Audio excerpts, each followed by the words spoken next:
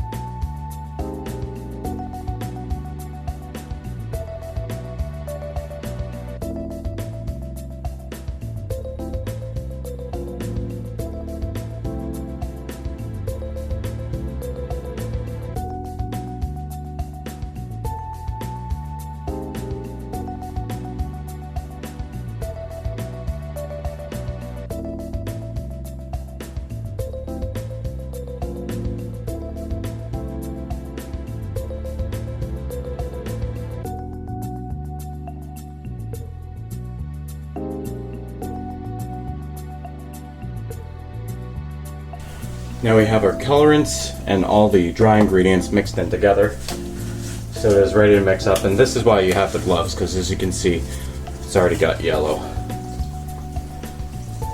Alright, and I kind of try to stick to similar colors. So I find the colors are kind of chunky, so I like to just kind of try to break that as I'm going here to start off, and then I can mix it fairly gingerly. Once that's all broken up, at least.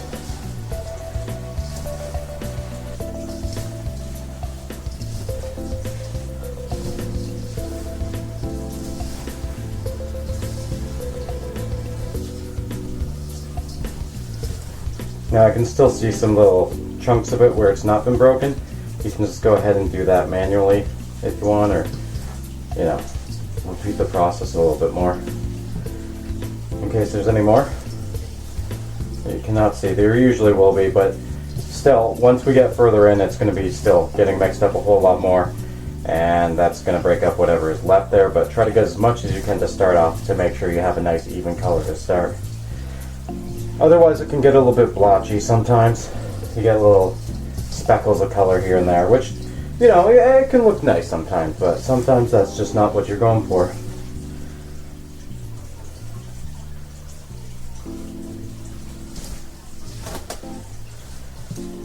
Although maybe I'll try it sometimes just to color my salts a bit differently and have them a different color inside or something. That'd be pretty nifty. We'll see. Maybe one of these days. Okay. There we go. So now we just need our scent, our oil, and we'll get that mixed up. There is apparently one in here already. Okay, I'm just going to use this new one instead, because I don't know how I'm going to get that out until that's emptied. Let's make sure to get a nice fill here. I don't have to fill it all the way full with the lemongrass. Lemongrass is really strong as far as the scent goes. so you don't need as much as the other ones. Usually I go about 2.5 or so on that. Maybe a little bit more, so load it off. There we go. Alright, and I'll just cap this up.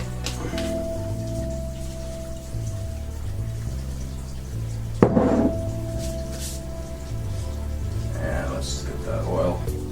Now you can see lots of colors. Definitely, that's why we have the gloves. Just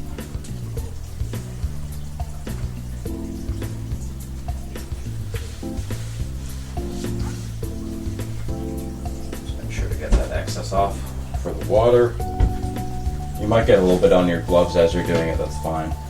If you're going that route. You can also just use like a bowl with hot water in it. You don't necessarily have to have it on the stove. Like I said on the previous video, I just like it because it seems to work a little bit more when it's warm. Now don't worry, it's not sitting in direct metal or anything. There's a cloth in there that it's touching, so it isn't touching the metal or anything. And it is on the lowest heat to prevent warping of the container. It's just a gentle warming, nothing too serious, you know. If you feel that your oil's getting too hot, you can turn it off and just let it sit for a bit too. I did that while I was taking my break, just to let it cool down a little bit. Didn't want to get too hot. It's probably good for a little bit.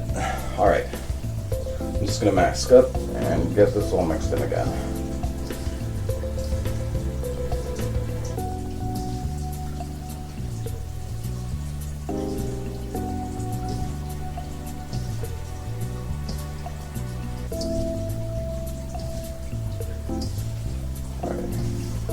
I just try to cover all the oil first and then kind of just lift up from the bottom.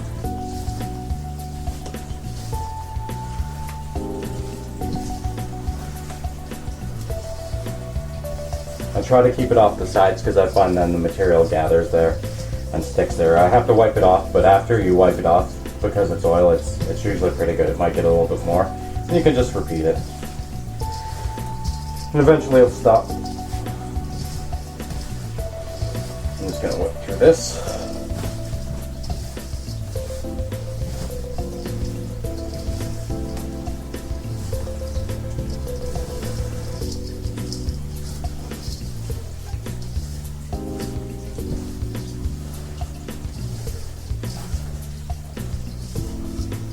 And it's just about done here. Looking good.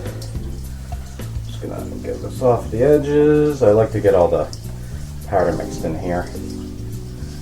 Every little bit helps, I think. Alright, mask can come off now. And it's good for the rest of it. Get my witch hazel in there. And mix it up some more.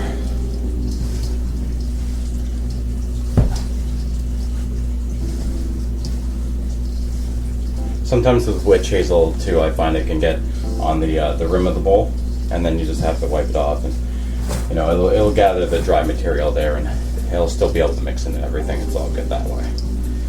Pretty forgiving.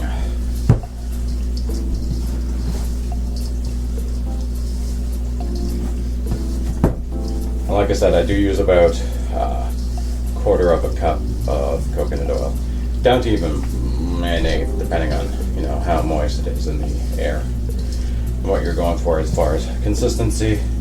I find the little bit higher oil helps because it's more dense. It makes it a lot harder right out of the mold, so I don't have to keep it in the mold for very long at all. All right, bring this over here.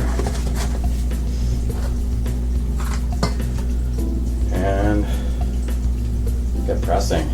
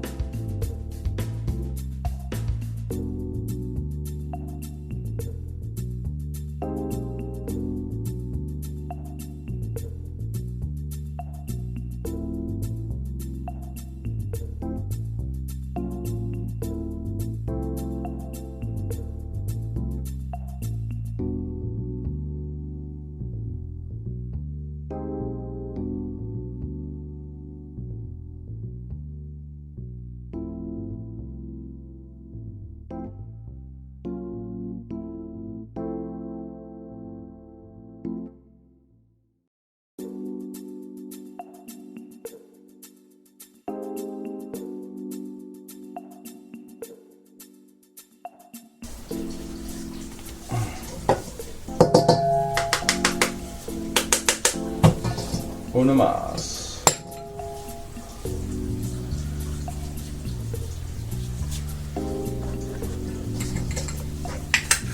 Once again, scraping the bottom layer off here.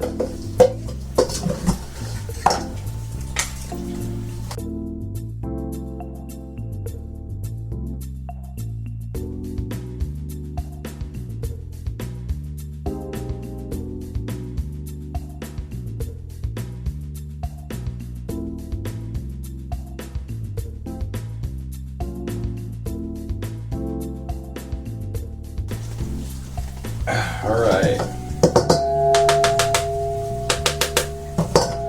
That's it for that batch. I'm going to get all this excess put in its container. It's not very much, of course, making the full batches. But I'm going to get this all put away, get it drying in the other room here. And I will be right back with you. I'm going to get rid of this for now. Dry off a little bit. I think I'm going to need some new gloves now. But I'll be right back with you. Thank you for watching and have a good day. Bye-bye.